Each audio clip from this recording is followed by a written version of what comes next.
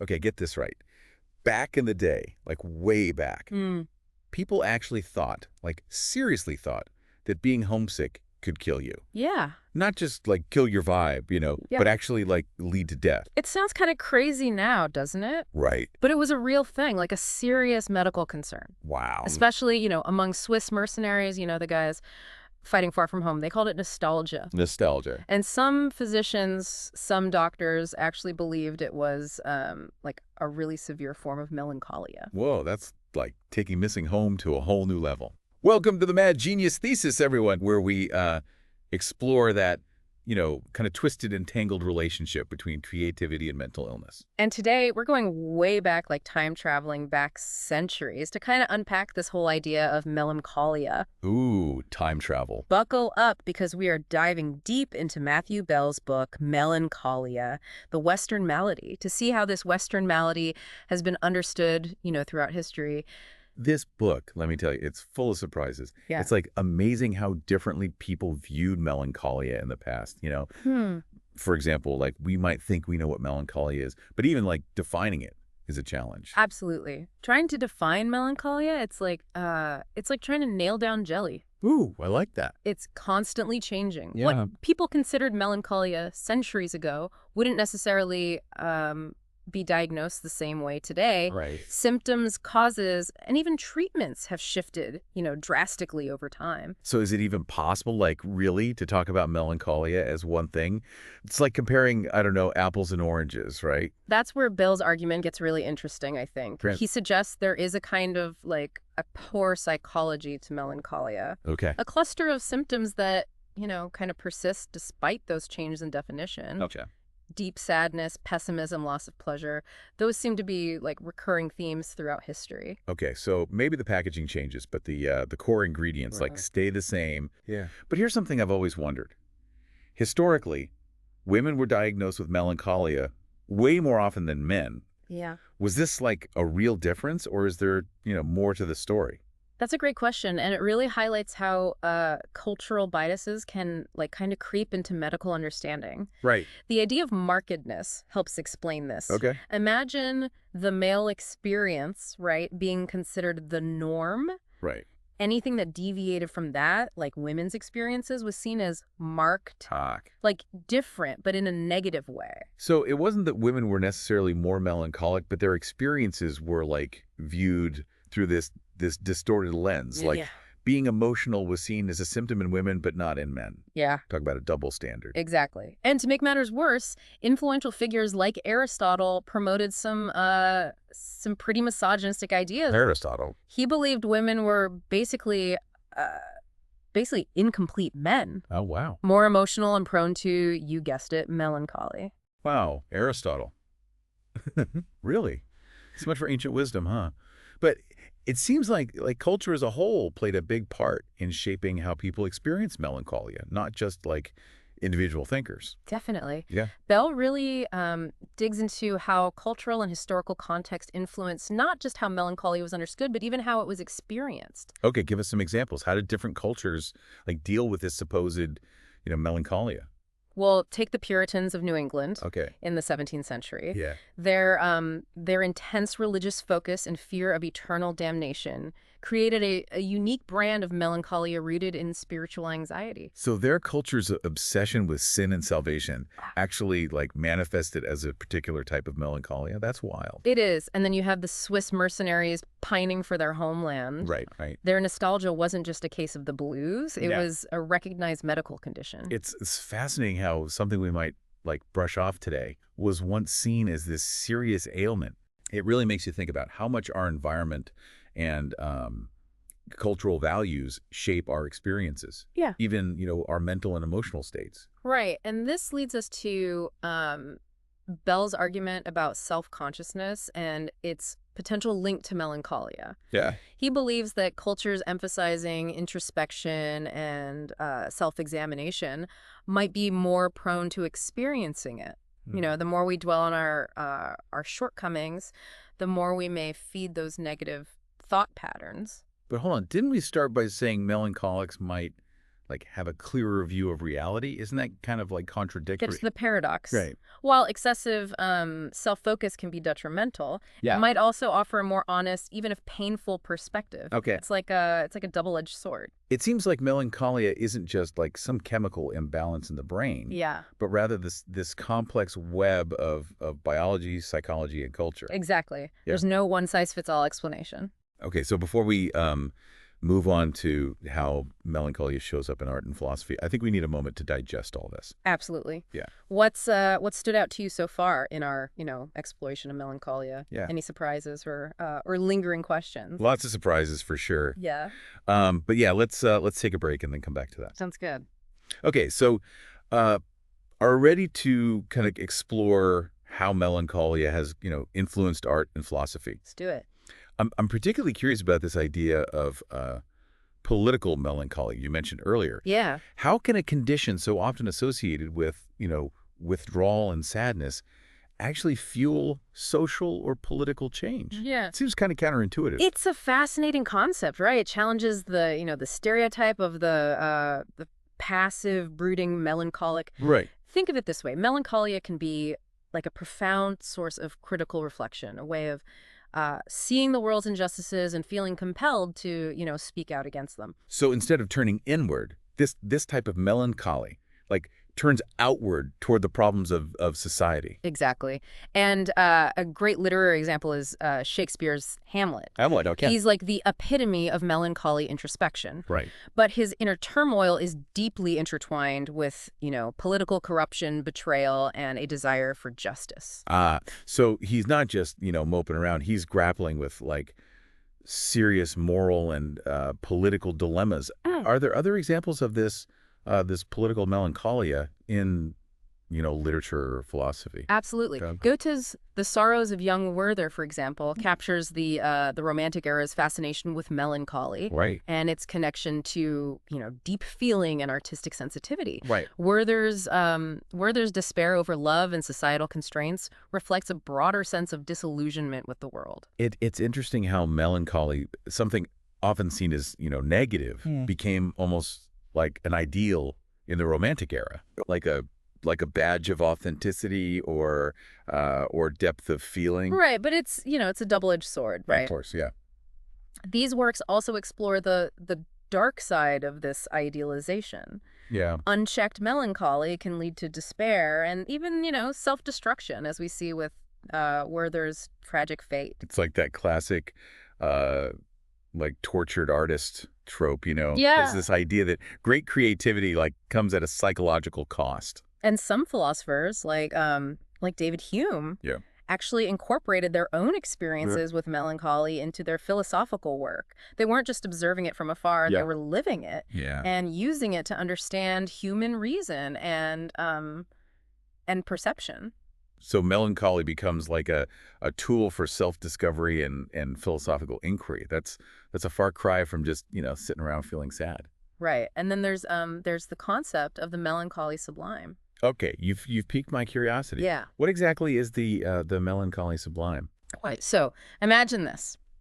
You're standing at the edge of a vast star-filled night sky, Okay, yeah. feeling, a simultaneous sense of awe, terror, and insignificance. Yeah. That feeling that sudden awareness of the vastness and often unsettling nature of reality. That's the melancholy sublime. It's like a sudden drop into the existential abyss. Yes, it's a recurring theme in art, literature, and philosophy. Yeah. This confrontation with the awe-inspiring yet unsettling aspects of existence. It's like melancholy becomes this doorway into a deeper, more profound experience of reality. You know what I mean? Yeah. So are we saying that all those, like, great thinkers and artists throughout history, all those, melancholy geniuses, Yeah. we're actually tapping into something real, something that most of us just, miss? It's a question worth considering, right? Bell focuses primarily on the historical and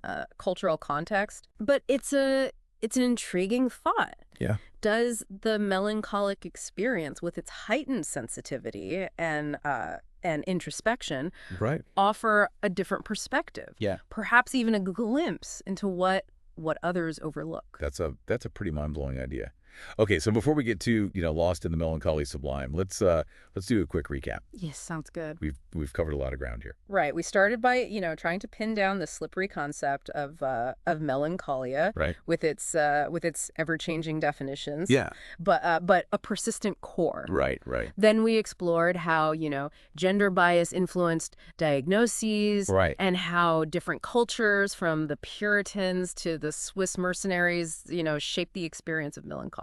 And we busted the myth of the passive melancholic, right? Yeah, right. This idea of political melancholia shows how it can fuel like social critique and action. Exactly. And we ended by touching on the melancholy sublime.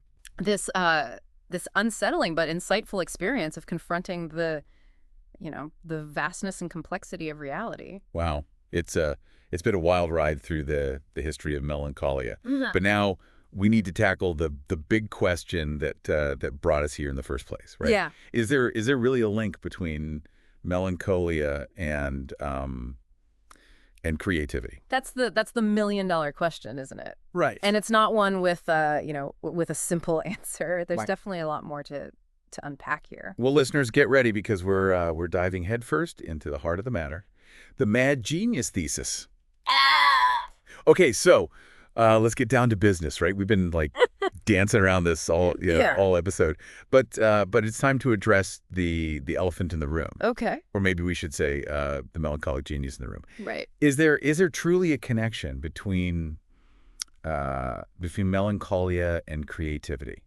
It's a question that has like captivated thinkers for centuries. Right. And as you might expect, there are no easy answers. Right. Bell dives into some fascinating research on the topic, but even the latest findings, they're complex and often contradictory. Okay, so no definitive yes or no yet. Right. But what does the research tell us so far? Well, some studies, like those by Kay Redfield Jamison and Arnold Lidwig, Okay. have found a higher prevalence of mood disorders, particularly bipolar disorder, among artists and writers. Okay. You could say, this lends some credence to the idea of the tortured artist, right? Right. The notion that creative genius comes at a psychological price. So there's at least some correlation between mood disorders and creativity. Yeah. But I guess the question is does one cause the other? Exactly, and Right. that's where things get tricky. Right. Correlation doesn't equal causation, as they say. Right. It's hard to disentangle those variables and figure out if mood disorders fuel creativity, if the creative process itself triggers or worsens these conditions, Right. or if there's some other factor at play altogether. It's like a chicken or the egg scenario, right? Which came first, the melancholy or the